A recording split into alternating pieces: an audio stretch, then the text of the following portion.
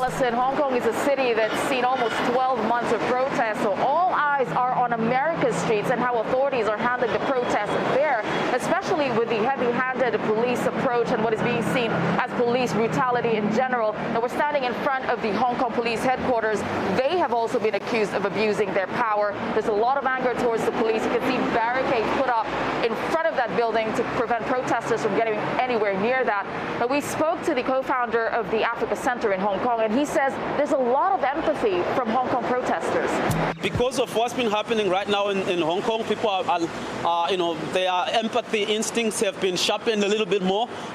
So it's easier for them sort of empathize with the cry that's going on, with what's happening to the African American man in the U.S. So I do see that people are going to come out, people are going to support. Well, the Chinese government is not biting its tongue and taking this chance to point the finger at the U.S. Hypocrisy, double standards, these are the words being used in editorials and commentaries, essentially accusing the U.S. of doing exactly what it is accusing China of doing.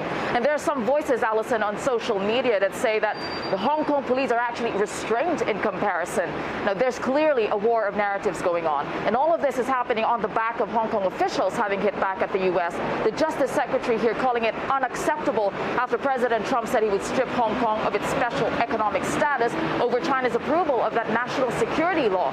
And China, for its part, though, it's holding its fire, essentially waiting to see if this threat is all bark and no bite.